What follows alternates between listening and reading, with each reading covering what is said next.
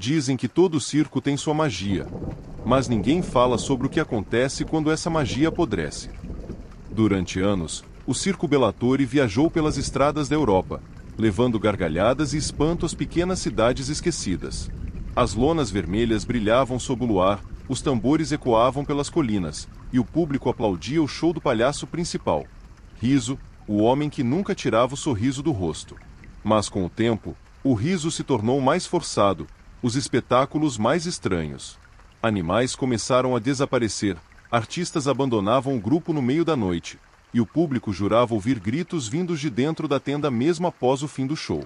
Tudo mudou numa noite tempestuosa, quando um antigo baú foi encontrado sob o palco, trancado, coberto de símbolos e ferrugem. Riso abriu o baú.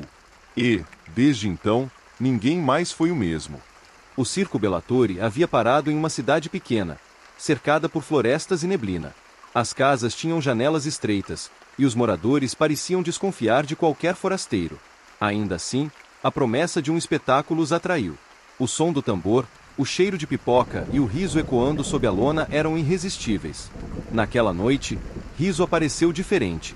O rosto ainda pintado de branco, o sorriso desenhado em vermelho vivo, mas os olhos, algo neles parecia errado. Não havia brilho, apenas escuridão, como se algo o observasse de dentro. Ele fazia piadas estranhas, falava sozinho entre os atos, e às vezes, parava no meio do picadeiro para encarar o público em silêncio absoluto, por longos segundos que deixavam todos desconfortáveis. Durante o número final, Riso tirou do bolso um pequeno colar com um pingente de ferro retorcido, o mesmo símbolo que fora gravado no baú encontrado sob o palco. Ele o ergueu para o público e disse com voz rouca: "Querem saber o segredo do riso eterno?" As luzes do circo piscaram. Um estalo ecoou, seguido de um grito vindo da plateia. Uma das lâmpadas explodiu, e o público correu em pânico. Quando as luzes voltaram, Riso estava no centro do picadeiro, ajoelhado, rindo. Mas não era um riso humano. Na manhã seguinte, o circo estava silencioso. As tendas balançavam com o vento frio, e o cheiro de queimado pairava no ar. Ninguém sabia ao certo o que havia acontecido após o incidente da noite anterior. Apenas lembranças confusas, gritos, sombras e o riso de Riso ecoando até o amanhecer. O dono do circo, Sr. Bellatori, mandou todos se reunirem no picadeiro. Tentava manter a calma, mas as mãos tremiam enquanto falava. Disse que o show daquela noite seria cancelado, o que era impensável para um circo que vivia de estrada e de aplausos. "Ninguém entra, ninguém sai", ordenou. "Vamos limpar o lugar e descobrir o que está havendo." Mas algo os observava. Entre as frestas da lona, pequenas sombras se moviam, rápidas, como se tivessem vida própria. Uma das acrobatas, Clara, jurava ouvir risadas vindas debaixo do palco. Quando levantaram as tábuas, encontraram o mesmo símbolo do colar de riso, gravado profundamente na madeira, como se algo tivesse queimado por dentro. À noite, mesmo com as luzes apagadas, o circo parecia aceso por dentro. Vultos caminhavam entre as tendas, o som de passos ecoava no chão de serragem. Riso não foi visto o dia todo, mas quando a lua subiu, o espelho do camarim começou a rachar, e lá estava ele, parado atrás do reflexo, sorrindo, mesmo sem estar presente no quarto. Por volta da meia-noite, o vento soprou forte, rasgando parte da lona principal. O som ecoou pela floresta como um gemido. Lá dentro, as velas acenderam sozinhas, uma a uma, até o picadeiro ser banhado por uma luz avermelhada. E, no centro, estava Riso. O palhaço vestia o mesmo traje da noite anterior, mas seu rosto parecia deformado.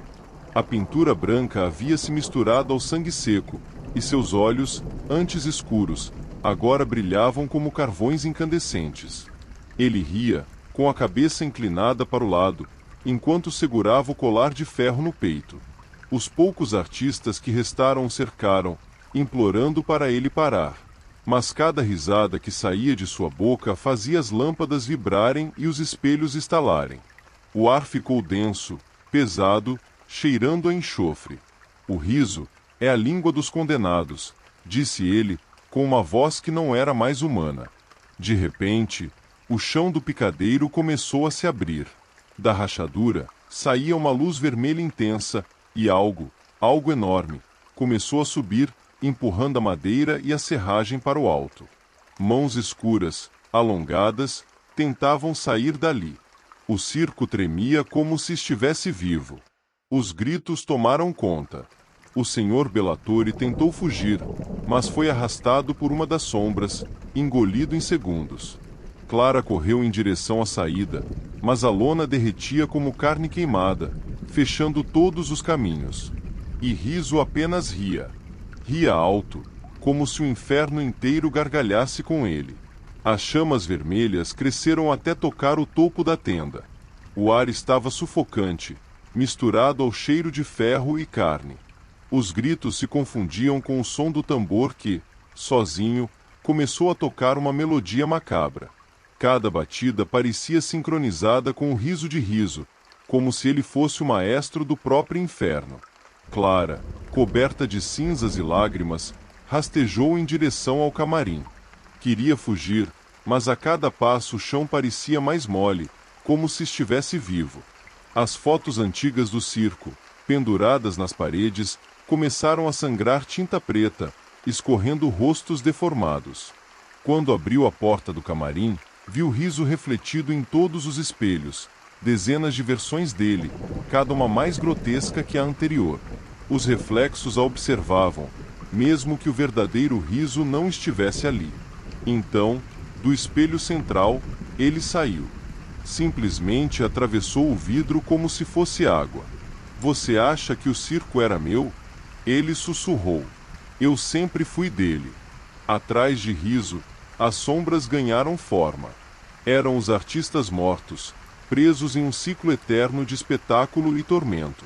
O mágico, a domadora, o equilibrista, todos com olhares vazios, repetindo seus números em silêncio. A plateia, feita de corpos sem alma, sentados nos bancos queimados, rindo sem parar. Clara tentou correr, mas o colar caiu de sua mão. O símbolo brilhou e o riso cessou por um instante. Por um breve momento, ela viu o verdadeiro Riso, o homem que um dia apenas queria fazer o público sorrir. Ele chorava, mas então o fogo o engoliu de vez. O circo desabou. Quando o sol nasceu, não havia mais circo. Apenas o terreno queimado, coberto por cinzas e pedaços de lona preta espalhados pelo vento. Nenhum corpo foi encontrado. Nenhum vestígio de vida. Apenas um pequeno colar de ferro, retorcido e coberto de fuligem, repousava no centro do campo. Dias depois, moradores da cidade juraram ouvir gargalhadas à noite. Vinham de longe, da mata, como se o vento as trouxesse.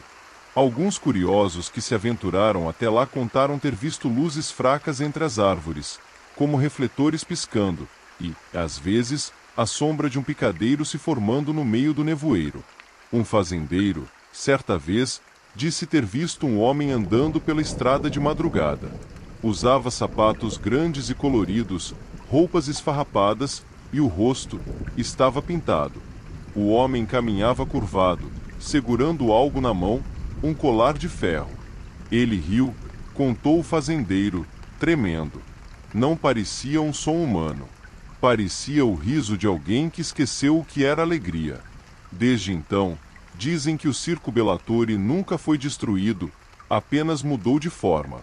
Aparece onde há solidão, onde o riso é falso e a tristeza é profunda.